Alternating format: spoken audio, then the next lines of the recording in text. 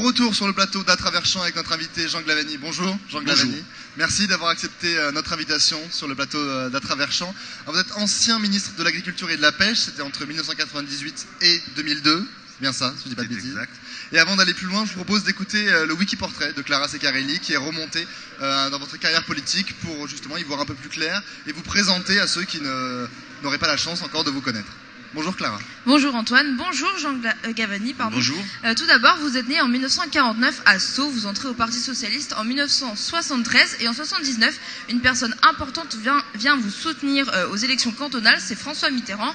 Donc première petite question, qu'est-ce que ça fait quand on apprend que François Mitterrand nous soutient ? J'étais jeune, j'avais pas 30 ans, c'était une grande fierté, donc voilà, faut se remettre à l'époque, ce que 79, on est 2 ans avant la victoire de 81, c'est une histoire de lente montée vers le pouvoir du Parti Socialiste et des forces de gauche, et François Mitterrand était le leader charismatique de cette gauche et du Parti Socialiste, et donc le fait que cet homme vienne me soutenir était pour moi un motif de grande fierté. Après, vous êtes maire de Maubourguet pendant 11 ans. À plusieurs reprises, vous devenez député de la 3e circonscription des Hautes-Pyrénées entre 1993 et 98, puis entre 2002 et 2012.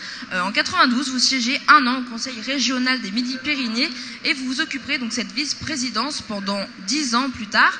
En 98, vous faites partie du gouvernement de Lionel Jospin en tant que ministre de l'Agriculture et de la Pêche. Et de 2001 à 2008, vous êtes président du Grand Tarbes. Et puis en 2011, vous démissionnez du conseil municipal de Tarbes pour ne pas cumuler plusieurs mandats, en plus de celui de conseiller général. Et en 2012, vous êtes candidat à la présidence de l'Assemblée nationale, et même si vous parvenez à atteindre le second tour, c'est Claude Bartolone qui l'emporte. Actuellement, vous êtes membre de l'Institut Mitterrand, mais surtout député des Hautes-Pyrénées de la 1re circonscription. Avocat, vous avez été également chef de cabinet pendant le premier septennat de François Mitterrand. Et on ne peut pas parler de vous sans aborder votre blog. Régulièrement, vous vous exprimez à propos de différents faits d'actualité, la présidentielle, les dernières œuvres que vous avez lues, ou tout simplement rendre hommage aux personnes qui vous sont chères. Tout y passe. C'est important pour vous de vous exprimer sur ce que vous ressentez par rapport à l'actualité. C'est-à-dire que quand on tient un blog... sur ce blog je ne parle que de politique, on va croire que je suis un obsédé politique. Et je pense que les hommes politiques, les femmes politiques, comme les autres, ils ont une vie. Il y a une autre vie que la politique. Enfin, la politique est très importante dans notre vie, elle occupe une place majeure. Mais en même temps, j'aime lire, écrire, aller au cinéma, voyager. Voilà. Et donc, j'essaye de faire un blog qui soit essentiellement politique, mais pas seulement, et de dire les choses. Voilà, je pense que c'est important de participer à des débats intellectuels et pas seulement politiques, de montrer qu'on est dans la société et que, comme les autres, on vit et on pense et on réagit, on s'émeut devant le beau, le moins beau, le triste, le pas triste. En tout cas, voilà. Donc c'est ma manière à moi de faire et de m'exprimer, et je l'assume. Merci Jean Glavany. Merci Clara Ceccarelli. Bon, on va repartir tout de suite avec vous, Martin Juret. Bonjour Martin. Bonjour Antoine. Vous avez quelques questions liées à l'agriculture, Exactement. au salon d'agriculture, à poser à Jean Glavany. Bonjour Jean Glavany. Bonjour. Alors Clara vient de le rappeler, vous avez été ministre de l'Agriculture. Beaucoup d'agriculteurs sont déçus aujourd'hui par le quinquennat de François Hollande. En tant qu'ancien ministre de l'Agriculture et socialiste, quel est votre sentiment sur ce bilan ? Sur le bilan, sur quel bilan de François Hollande en général, ou le bilan de François Hollande en matière agricole ? En matière d'agriculture. Je pense que le bilan de François Hollande en matière agricole, il est comme le reste, il est mitigé. Il y a eu des bonnes choses de fait, mais il y a eu aussi des crises terribles dans l'agriculture. L'agriculture française vit une crise profonde, j'allais dire comme d'habitude, parce qu'en fait ça fait des décennies que l'agriculture est en crise. À la fois ce sont des crises économiques, des crises de marché, des crises sociales, des crises sanitaires, des crises écologiques. Donc j'avais découvert quand j'étais ministre de l'Agriculture pendant 4 ans que le ministère était un ministère de gestion de crise. On est toujours en train de gérer une crise. J'ai eu pour ma part à gérer la crise de la vache folle, c'était pas une mince affaire. Et donc l'agriculture française est en crise, et donc je comprends que des agriculteurs qui sont dans la souffrance, beaucoup, pas tous, mais il y a des agriculteurs qui réussissent. qui réussissent même magnifiquement, mais il y a beaucoup d'agriculteurs qui sont dans la souffrance. Je comprends très bien que ces agriculteurs qui sont dans la souffrance, c'est un jugement sévère sur le quinquennat qui vient qui s'achève. Donc je suis lucide, vous savez, je suis élu d'un département rural, je vis au milieu des champs de maïs, au pied des Pyrénées, avec dans le piémont pyrénéen une agriculture de polyculture élevage qui reste assez prégnante, qui se bat pour vivre et pour survivre. Et donc je vis au milieu de tous ces agriculteurs au quotidien, et donc je sais que c'est pas facile pour eux tous les jours, mais bon voilà, le boulot des élus, des ministres, des gouvernements, c'est d'être aux côtés des agriculteurs pour faire face, parce que la France et l'Europe et le monde auront toujours besoin d'une agriculture performante. Il reste toujours à nourrir le monde. Ça reste une belle mission pour l'agriculture française et européenne. Il faut nourrir le monde, et donc on a besoin d'une agriculture performante, même si les exigences qu'on formule à l'égard de l'agriculture ne sont plus les mêmes qu'au lendemain de la guerre, et qu'il y a entre le contrat qui lie les agricultures à la nation a beaucoup évolué, et c'est peut-être tant mieux. Alors vous parlez de crise déjà, quand vous étiez ministre de l'Agriculture en 2000, vous aviez mis en place un plan d'aide de plus de 3 milliards de francs à l'époque. Encore aujourd'hui, on a l'impression que les seules solutions qu'on apporte au monde agricole, ce sont des aides financières. Il n'y a pas d'autres solutions pour ce secteur agricole ? Mais ce ne sont pas que des aides financières, mais c'est aussi des aides financières. Quand il y a des crises de revenus pour des agriculteurs qui ont à la fois des cotisations à payer à la MSA, des emprunts à rembourser, etc., il faut bien aussi leur venir en aide économiquement. Mais il faut que, là où vous avez raison, il ne faut pas que quand on a une crise, je dis ça souvent, notamment quand on a des crises de marché avec des fluctuations, je pense par exemple à un secteur qui est très soumis aux crises de marché, qui est la production porcine. Quand il y a des crises régulières... Une production qui est présente dans votre département d'ailleurs. Oui, mais dans mon département, c'est du porc à part, parce que le noir de Bigorre est une production de formidable réussite économique sur une niche qui est justement une réussite à cause de deux facteurs majeurs qui sont, un, la qualité, et deux, l'organisation collective.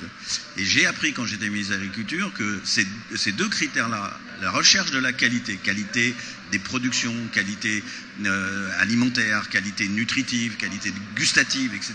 Quand on recherche la qualité fondée sur des appellations d'une part, et qu'ensuite on fait de l'organisation collective avec des groupements de producteurs, là on a les deux recettes infaillibles pour réussir. Donc le porc noir de Bigorre, puisque vous y faites allusion, est une formidable réussite parce qu'il a su conjuguer ces deux critères. Mais les producteurs de porc en France ne sont pas dans la même logique. Et donc ils ont des fluctuations de marché considérables.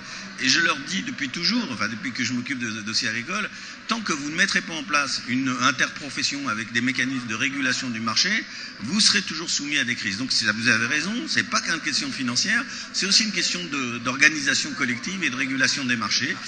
On n'en a pas toujours tiré les conséquences. Alors une crise pour les éleveurs de porc, un autre coup dur pour l'agriculture, c'était la baisse des prix du lait, suite en partie à la fin des quotas laitiers en 2015. Ça a été une erreur, la fin de ces quotas ? Je le crois profondément. Vous savez, j'ai été aux côtés de François Mitterrand, vous l'avez rappelé tout à l'heure, quand j'étais son chef de cabinet pendant le premier septennat, quand la France a mis en place les quotas laitiers. Qu'est-ce qu'on a pris sur la figure ? Qu'est-ce qu'on a pris comme tomates et comme œufs de la part des agriculteurs et notamment des éleveurs laitiers qui nous accusaient de vouloir bureaucratiser l'agriculture française, etc. Sauf que 30 ans après, les mêmes agriculteurs qui nous balançaient des œufs et des tomates sur la figure parce qu'on mettait en place les quotas laitiers, ils en ont balancé des œufs et des tomates sur d'autres en disant « touchez pas à nos quotas laitiers ». On a sauvé la production laitière par ce mécanisme de régulation qui était les quotas laitiers. Perfectible, on pouvait très bien penser, mais l'idée même de supprimer les quotas laitiers au nom d'une logique purement libérale, comme c'est souvent le cas en Europe, était évidemment une grande menace pour la production laitière. Vous savez, je pense que les producteurs laitiers français sont très performants, ils vont s'en sortir, mais au prix de quel bouleversement du territoire. Il y a plein d'exploitations qui vont disparaître, il y aura eu des concentrations, et je pense que ça c'est une conséquence très dommageable du libéralisme économique. Certains reprochent que cette décision, donc à l'échelle européenne, de fin des quotas, a été prise lors de la réforme de 99 de la PAC. Non, je le dément formellement. Non, au contraire, on s'est battu avec farouchement pour, je me souviens être intervenu, j'ai passé suffisamment de nuits blanches à Bruxelles pour dire que nous n'avons jamais cédé sur la suppression des quotas laitiers. Ça a été bien après que cette décision a été prise. Alors il y a quand même des secteurs qui se portent mieux, comme le bio, les circuits courts, qui sont en forte croissance ces dernières années. C'est une solution pour sortir de cette crise, ou c'est une agriculture qui reste une agriculture de niche? Non, ma conviction à moi, c'est une autre conviction que j'ai tirée de ces responsabilités de plusieurs années au ministère, c'est que l'agriculture française, elle est variée, elle est très variée, très différenciée. Il y a à la fois des productions de niche de qualité, comme le noir de Bigorre, mais il y a aussi des grandes cultures qui réussissent sur les marchés internationaux. Il y a des agriculteurs qui se battent pour finir les fins de mois, et puis il y a des agriculteurs qui se battent pour gagner des marchés à l'international. Et donc il faut, et c'est d'ailleurs à mon avis une des grandes défaillances de la politique agricole commune et de l'approche de l'agriculture, de considérer qu'il y a les agriculteurs d'une manière indifférenciée. C'est pas vrai. Il y a des agriculteurs dans leur très grande diversité. Et nous avons besoin à la fois d'agriculteurs qui font des produits de qualité, de grande qualité, des circuits courts, qui font du bio, mais nous avons aussi besoin d'agriculteurs qui soient compétitifs sur les marchés internationaux. La France est exportatrice de produits agricoles, et on ne va pas renoncer à cette vocation exportatrice. Pour défendre cette compétitivité. Martin, je suis désolé de vous couper, on va devoir passer, on va passer à la suite, on va passer à l'actualité culturelle. Merci à vous Martin Juret.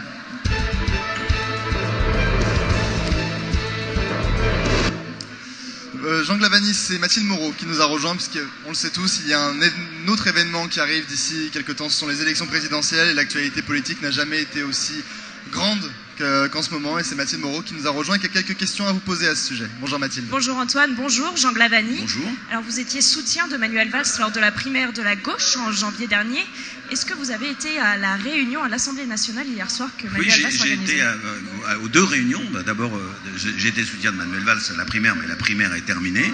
Donc maintenant, je suis soutien de Benoît Hamon parce que c'est celui qui a gagné la primaire et que je suis quelqu'un de discipliné, je ne dirais pas de bêtement discipliné, mais je considère que la politique n'est pas une aventure individuelle, que c'est une aventure collective, et que ces aventures collectives, elles se fondent sur des disciplines collectives librement consenties. Donc j'appartiens à une organisation politique depuis 43 ans, personne ne m'a forcé à le faire, je continue à le faire, et tant que j'y suis dans ce parti, j'en applique les règles, et ces règles, c'est de soutenir celui qui a été désigné. Donc j'étais d'abord à la réunion de Benoît Hamon qui recevait les parlementaires hier. On a eu un dialogue très intéressant avec lui. Et après, il se trouve que le même jour, Valls réunissait ses soutiens. Je suis allé aussi à cette réunion. Donc, est-ce que vous ne cautionnez pas les propos de Jean-Marie Le Guen hier Je ne co-signe. En règle générale, j'ai assez rarement co-signé les propos de Jean-Marie Le Guen. Est-ce qu'un rapprochement Hamon-Mélenchon aurait facilité les choses à gauche? Avec des si, on aurait mis Paris en bouteille. Et je n'ai jamais cru à cette hypothèse-là, parce que Jean-Luc Mélenchon, que j'ai connu très bien, qui était longtemps membre du Parti Socialiste, j'ai même été membre du gouvernement avec lui. Vous parliez du gouvernement de Jospin tout à l'heure. Jean-Luc était membre de ce gouvernement et on a vécu plusieurs années avec un Jean-Luc Mélenchon qui était très, solidaire et studieux du gouvernement dirigé par Lionel Jospin. Depuis, je pense qu'il est dans un parcours ou sur une voie qui est une voie de... Il veut la mort du Parti Socialiste. Je vois pas bien comment un candidat désigné par le Parti Socialiste peut s'entendre avec quelqu'un qui veut la mort du Parti Socialiste. Je n'ai jamais cru à cette thèse.